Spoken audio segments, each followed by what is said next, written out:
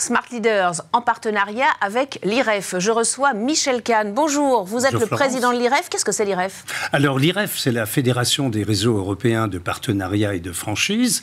C'est la fédération transversale de toutes les formes de commerce organisé indépendant et associé qui œuvrent au service de ces réseaux et à leur valorisation. Alors, quels sont les critères pour obtenir ce label expert de la franchise et du partenariat? Alors, le label expert de la franchise et du partenariat concerne des entreprises, des prestataires qui ont des produits ou des prestations ou des applications dans le numérique, par exemple, à fournir à des enseignes qui, finalement, vont utiliser des offres qui sont qualifiées pour les réseaux. Et c'est cela qui est intéressant, car il y a toute une certification préalable pour être sûr que ces entreprises qui ont le label experts de la franchise et du partenariat connaissent particulièrement tous les principes des réseaux et ont la capacité d'accompagner ces réseaux dans toutes leurs formes. Merci Michel Kahn.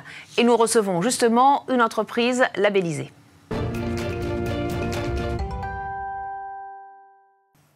Deux Français sur 3 consomment du thé.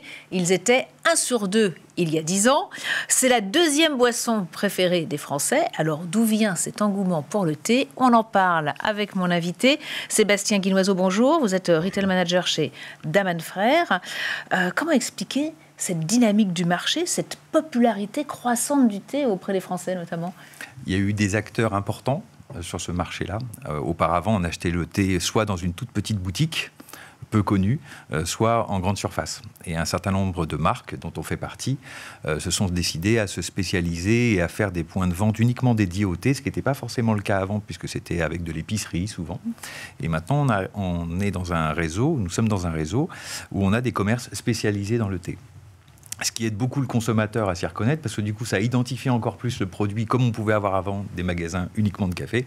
On a des magasins uniquement de thé. Alors, comment vous vous positionnez? Comment se positionne Daman Frères sur ce marché spécialiste du thé depuis 1825 1825. Auparavant, nous n'étions pas connus des consommateurs parce que nous avons une manufacture depuis très longtemps. Alors, on en a eu plusieurs successives. Et en fait, nous produisions pour des grandes marques. Et puis jusqu'en à peu près 2008, on s'est décidé d'aller vers le consommateur avec le même nom, Daman Frères. Et c'est là que nous ouvrons notre première boutique Place des Vosges à Paris. La difficulté, c'était de faire que tout ce que nous avions comme savoir-faire sur le produit, d'arriver à le reproduire en boutique et de faire en sorte que ça se perçoive. Et c'était tout le défi de cette première ouverture de boutique et tout le défi de ce que nous avons là. Et ça a fonctionné, parce que maintenant, il y a beaucoup de boutiques Daman Frères. Vous insistez aussi beaucoup sur vos valeurs. Alors, qu'est-ce que sont ces valeurs? C'est votre facteur différenciant, Peut-être. Enfin, vos valeurs. Peut-être. Ouais. En tous les cas, nos valeurs sont différentes de celles des autres. On a les mêmes valeurs dans la manière dont on s'aborde le consommateur que celles avec lesquelles nous travaillons le produit. On est sur le savoir-faire. On est évidemment sur le savoir-faire métier, puisque nous faisons ce métier de... Je ne l'ai pas dit, mais en fait, nous importons directement des jardins de thé. Le thé que nous avons sélectionné, il arrive dans notre manufacture, nous l'aromatisons selon nos propres recettes, nous le conditionnons nous-mêmes. En fait, du jardin de thé jusqu'au moment où vous sortez avec votre sac Daman Frères en boutique, nous avons toutes les étapes internalisées dans nos services. Et aujourd'hui, votre objectif, c'est de renforcer justement votre présence.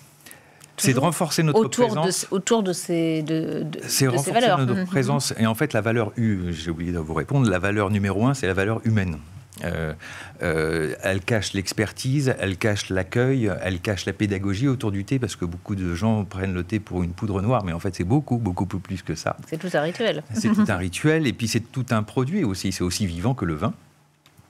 Et du coup, autour de cette valeur humaine-là, nous avons construit un réseau pendant 10 ans. On a aujourd'hui 30 magasins en France et à l'export. Et on veut maintenant pouvoir grandir un peu plus, mais toujours autour de ces mêmes valeurs-là. Et toujours la valeur humaine au centre. Et faire participer justement des investisseurs qui partagent les mêmes valeurs. Oui. En fait, le premier critère pour ouvrir une boutique dans une ville, c'est l'investisseur. Et c'est de s'assurer qu'on a une bonne relation. Et qu'en termes de valeur, pourquoi c'est si important? C'est de s'assurer que les valeurs entre les investisseurs et la marque sont parfaitement accordées de façon à créer une union qui soit durable. Et puis, on ne vend pas le thé parce qu'il a des vertus spécifiques. La seule vertu qu'on lui reconnaît, c'est le plaisir. Alors du coup, si on ne le fait pas avec les investisseurs, ça marche moins bien, c'est moins crédible. Alors, ce n'est pas un investisseur, mais vous voulez mettre en avant votre savoir-faire, vos valeurs, 12 partenariats avec la Tour Eiffel? Par exemple. La Dame de Fer se met au thé. La Dame de Fer s'est mise récemment au thé. Elle s'est mise au thé il y a très très peu de jours, oui. Et alors? L'objectif? C'est très en lien avec notre histoire. La Dame de Fer est un lieu historique. La Dame de Fer fait partie de notre patrimoine et on a la prétention de faire partie par notre savoir-faire justement de ce patrimoine-là dans le domaine du thé. Oui, donc ça faisait une alliance qui était complètement cohérente. L'art de vivre à la française. L'art de vivre à la française. Oui, c'est un vrai plus. C'est un vrai plus. C'est quelque chose qu'on ne voit pas beaucoup, de moins en moins, ou dans d'autres produits. On ne l'imagine pas pouvoir le trouver dans le thé, alors que, en fait, tous les grands moments d'art de vivre se finissent par une tasse de thé. Encore un petit mot sur cette nouvelle usine que vous allez ouvrir à Dreux, donc un nouveau site, toujours qui participe à cette volonté de croissance, de développement? C'est un des autres enjeux que nous avons avec notre croissance et la poursuite de nos valeurs, c'est de pouvoir... nous sommes déjà à Dreux, donc dans un bâtiment qui réclame un peu d'attention. Donc du coup, on a décidé de changer, d'aller à quelques kilomètres à peine pour avoir un bâtiment tout nouveau, qui soit respectueux de son environnement, ce qui est exactement la même valeur que l'on veut avoir avec nos produits.